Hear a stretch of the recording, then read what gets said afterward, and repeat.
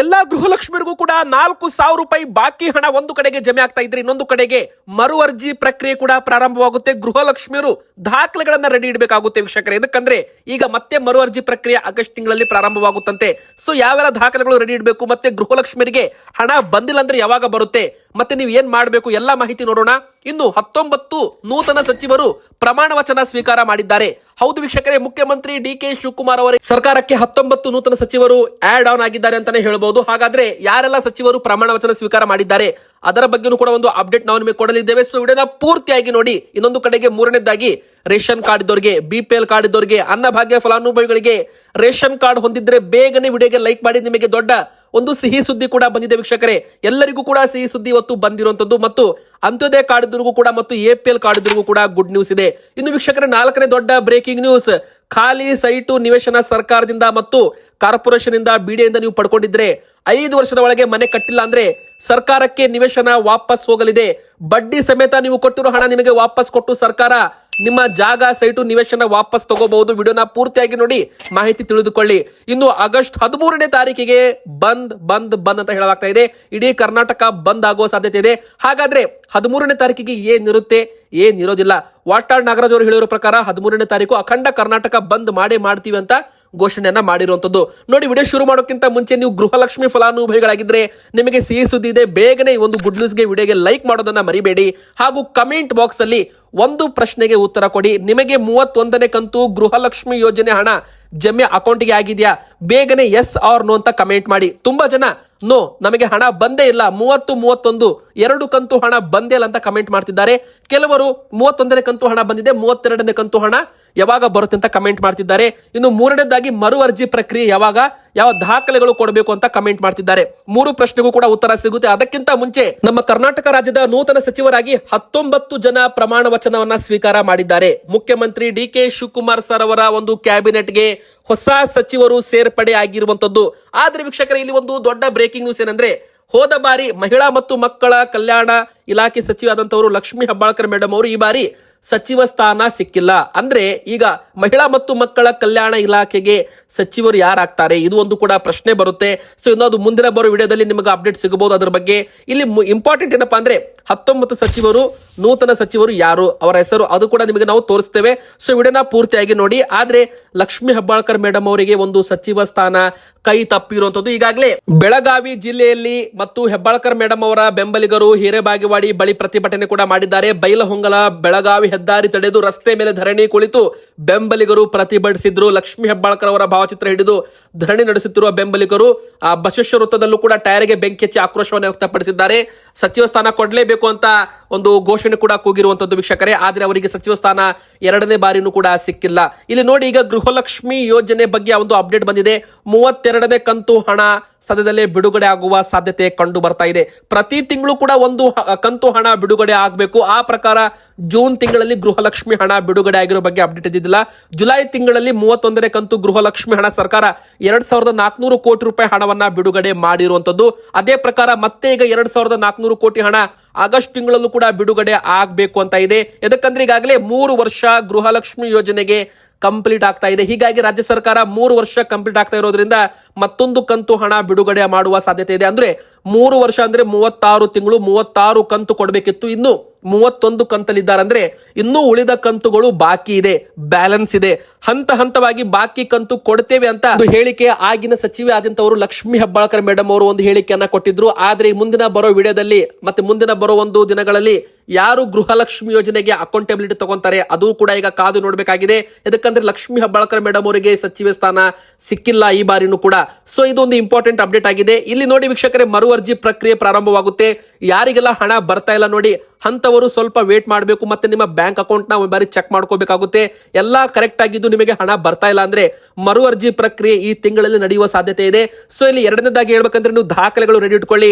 Aadhaar card, ration card, ನಿಮ್ಮ ಒಂದು voter card, ನಿಮ್ಮ ಮೊಬೈಲ್ ಸಂಖ್ಯೆ, ನಿಮ್ಮ bank account number, IFSC code ಎಲ್ಲ ಕೂಡ ರೆಡಿ ಇಟ್ಕೊಳ್ಳಿ. ಮರು ಅರ್ಜಿ ಪ್ರಕ್ರಿಯೆ ನಿಮ್ಮ ಮನೆ ಬಾಗಿಲಿಗೆ ಒಂದು ಅರ್ಜಿ ಕೂಡ ಬರುತ್ತೆ. ಆ ಒಂದು ಅರ್ಜಿ ನೀವು ತುಂಬಿ ವಾಪಸ್ ಕೊಡಬೇಕು ಮತ್ತು ಬಯೋಮೆಟ್ರಿಕ್ ಮುಖಚೇರೆ ದೃಢೀಕರಣ ಮತ್ತೆ ನಿಮ್ಮ ಮೊಬೈಲ್ ಸಂಖ್ಯೆ ಕೂಡ ನೀವು ವೆರಿಫಿಕೇಶನ್ ಮಾಡಬೇಕಾಗುತ್ತೆ.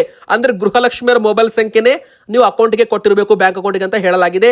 ಸೊ ಇಲ್ಲಿ 32ನೇ ಕಂತು ಹಣ ಕೂಡ ಈಗ ಸದ್ಯದಲ್ಲೇ ಬಿಡುಗಡೆ ಆಗುವ ಸಾಧ್ಯತೆ ಇದೆ ಅಂತೆ. ಆದ್ರೆ ಅಧಿಕೃತವಾಗಿ ಮಾಹಿತಿ ಬರೋದು ಬಾಕಿ ಇಲ್ಲಿ ಇರುವಂತದ್ದು ವೀಕ್ಷಕರೇ. ಈಗಾಗಲೇ ಗೃಹಲಕ್ಷ್ಮಿ ಯೋಜನೆ ಮೂಲಕ ನಿಮಗೆ 31ನೇ ಕಂತು ಹಣ ಬಂದಿದ್ರೆ 32ನೇ ಕಂತು ಹಣ ಕೂಡ ನಿಮಗೆ ಬರುತ್ತೆ. ಆದ್ರೆ ಯಾರಿಗೆಲ್ಲ ಹಣ ಬಂದಿಲ್ಲ ಅಂತವರು ಸ್ವಲ್ಪ ವೇಟ್ ಮಾಡಲೇಬೇಕಾಗುತ್ತೆ. ಮತ್ತೆ ನಿಮ್ಮ ಆಧಾರ್ ಕಾರ್ಡ್ ಬ್ಯಾಂಕ್ ಅಕೌಂಟ್ಗೆ ಸೀಡಿಂಗ್ ಆಗಿದೆಯಲ್ಲ ಅಂತ ಚೆಕ್ ಮಾಡ್ಕೊಳ್ಳಿ. ಇನ್ನು ವೀಕ್ಷಕರೇ 19 ಮಂದಿ ರಾಜ್ಯದ ನೂತನ ಸಚಿವರಾಗಿ ಪ್ರಮಾಣ ವಚನವನ್ನ ಸ್ವೀಕಾರ ಮಾಡಿರುವಂತದ್ದು. ಇದರಲ್ಲಿ ಮಾಜಿ ಮುಖ್ಯಮಂತ್ರಿ ಧರ್ಮಸಿಂಗ್ ಅವರ ಪುತ್ರ ಡಾಕ್ಟರ್ ಅಜಯ್ ಸಿಂಗ್ ಅವರು ಕೂಡ ಇದ್ದಾರೆ ಮತ್ತು ಹಿರಿಯ ಕಾಂಗ್ರೆಸ್ ಶಾಸಕ ಬಸವರಾಜ ರಾಯರೆಡ್ಡಿ ಅವರು ಸೇರಿದಂತೆ ಒಟ್ಟು 19 ಮಂದಿ ಸಚಿವರಾಗಿ ಪ್ರಮಾಣ ವಚನವನ್ನ ಸ್ವೀಕಾರ ಮಾಡಿರುವಂತದ್ದು. ಈ ಮೂಲಕ ಮುಖ್ಯಮಂತ್ರಿ ಡಿ.ಕೆ. ಶಿವಕುಮಾರ್ ಅವರ ಸಂಪುಟಕ್ಕೆ ನೂತನ ಸಚಿವರಾಗಿ ಸೇರ್ಪಡೆ ಆಗಿರುವಂತದ್ದು. ಬೆಂಗಳೂರಿನ ಲೋಕಭವನದಲ್ಲಿ ನಡೆದಂತ ಸರಳ ಸಮಾರಂಭದಲ್ಲಿ ಪ್ರಮಾಣ ವಚನವನ್ನ ಸ್ವೀಕಾರ ಮಾಡಿರುವಂತದ್ದು. ಬೇಕಾದ್ರೆ ನೀವು ಸ್ಕ್ರೀನ್ ಮೇಲೆ ಆ ಒಂದು ಪೋಸ್ಟರ್ಸ್ ಕೂಡ ನೋಡ್ತಿರ್ಬೋದು. ಯಾರೆಲ್ಲ ಹೆಸರಿದೆ, ಯಾರದೆಲ್ಲ ಒಂದು ಫೋಟೋ ಇದೆ, ಅವರೆಲ್ಲ 19 ನೂತನ ಸಚಿವರು ಮುಖ್ಯಮಂತ್ರಿ ಡಿ.ಕೆ. ಶಿವಕುಮಾರ್ ಸರ್ ಅವರ ಒಂದು ಸಂಪುಟದಲ್ಲಿ ಕ್ಯಾಬಿನೆಟ್ ಅಲ್ಲಿ ಆಡ್ ಆಗಿದ್ದಾರೆ ಅಂತಾನೆ ಹೇಳ್ಬೋದು. ಸ್ಕ್ರೀನ್ ಮೇಲೆ ನಿಮಗೆ ಎಲ್ಲ ಆ ಒಂದು ಫೋಟೋಸ್ ಕೂಡ ನಾವು ತೋರಿಸ್ತಾ ಇದ್ದೇವೆ. ಆದ್ರೆ ಲಕ್ಷ್ಮಿ ಹೆಬ್ಬಾಳ್ಕರ್ ಸೇರಿದಂತೆ ಸಿದ್ದರಾಮಯ್ಯ ಘಟಾನುಘಟಿಗಳಿಗೆ ಘಟಾನುಘಟಿಗಳಿಗೆ ಶಾಕ್ ಅಂತ ಹೇಳ್ಬೋದು. ಎಚ್.ಕೆ. ಪಾಟೀಲ್ ಸರ್ ಅವರಿಗೂ ಕೂಡ ಸಚಿವ ಸ್ಥಾನ ಸಿಕ್ಕಿಲ್ಲ, ಎಸ್ ಮಲ್ಲಿಕಾರ್ಜುನರಿಗೂ ಸಿಕ್ಕಿಲ್ಲ, ಲಕ್ಷ್ಮಿ ಹೆಬ್ಬಾಳ್ಕರ್ ಮೇಡಮ್ ಸಿಕ್ಕಿಲ್ಲ, ಎಚ್.ಸಿ. ಮಹದೇವ್ ಅವರಿಗೂ ಸಿಕ್ಕಿಲ್ಲ, ಶಿವಾನಂದ ಪಾಟೀಲ್ ಅವರಿಗೂ ಕೂಡ ಸಚಿವ ಸ್ಥಾನ ಸಿಕ್ಕಿಲ್ಲ, ಆರ್.ಬಿ. ತಿಮ್ಮಾಪುರ್ ಅವರಿಗೂ ಸಿಕ್ಕಿಲ್ಲ, ದಿನೇಶ್ ಗುಂಡೂರಾವ್ ಅವರಿಗೂ ಕೂಡ ಈ ಬಾರಿ ಸಚಿವ ಸ್ಥಾನ ಕೈ ತಪ್ಪಿದೆ ಅಂತಾನೂ ಕೂಡ ಇಲ್ಲಿ ಹೇಳ್ಬಹುದು. ಹಾಗಾದ್ರೆ ಈಗ ನೂತನ ಸಚಿವರಿಗೆ ಯಾವೆಲ್ಲ ಖಾತೆಗಳ ಜವಾಬ್ದಾರಿ ಸಿಗುತ್ತೆ ಅದು ಈಗ ಕ್ಯಾಬಿನೆಟ್ ಅಲ್ಲಿ ತೀರ್ಮಾನವಾಗುತ್ತೆ. ಸೊ ಅದರ ಬಗ್ಗೆ ನಾವು ನಿಮಗೆ ನೆಕ್ಸ್ಟ್ ವಿಡಿಯೋದಲ್ಲಿ ಸರ್ಕಾರದಿಂದ ಅಪ್ಡೇಟ್ ಬಂದ ಮೇಲೆ ನಾವು ನಿಮಗೆ ಮಾಹಿತಿ ಕೊಡ್ತೇವೆ. ಸೊ ವಿಡಿಯೋಗೆ ಲೈಕ್ ಮಾಡಿ, ಸಬ್ಸ್ಕ್ರೈಬ್ ಕೂಡ ಮಾಡ್ಕೊಳ್ಳಿ, ಹಾಗೆ ಬೆಲ್ ಐಕಾನ್ ಕೂಡ ಆನ್ ಮಾಡ್ಕೊಳ್ಳಿ ವೀಕ್ಷಕರೇ.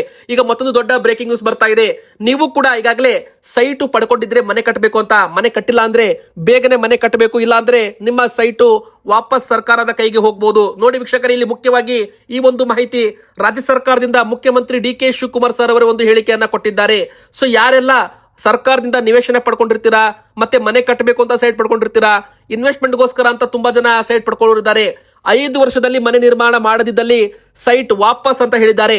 ದುಪ್ಪಟ್ಟು ದಂಡ ಅಥವಾ ಬಡ್ಡಿ ಪಾವತಿಸಿ ಸರ್ಕಾರ ವಶಕ್ಕೆ ಚಿಂತನೆ ಮಾಡ್ತಾ ಇದೆ ವೀಕ್ಷಕರೇ. ಮುಖ್ಯಮಂತ್ರಿ ಡಿ.ಕೆ. ಶಿವಕುಮಾರ್ ಸರ್ ಅವರು ಇದನ್ನ ಘೋಷಣೆ ಮಾಡಿದ್ದಾರೆ. ಮೊದಲಿಗೆ ಬೆಂಗಳೂರು ಅಭಿವೃದ್ಧಿ ಪ್ರಾಧಿಕಾರ ಸಹಿತ ಬಿಡಿಎ ವಿವಿಧ ಸಹಕಾರ ಸೊಸೈಟಿಗಳ ಮೂಲಕ ಹಂಚಿಕೆ ಪಡೆದ ನಾಗರಿಕರು ನಿವೇಶನಗಳಲ್ಲಿ 5 ವರ್ಷದ ಒಳಗೆ ಮನೆಗಳನ್ನ ಕಟ್ಟದಿದ್ದರೆ ಅಂತ ಸೈಟ್ಗಳನ್ನ ಹಿಂಪಡೆಯಲಾಗುವುದು.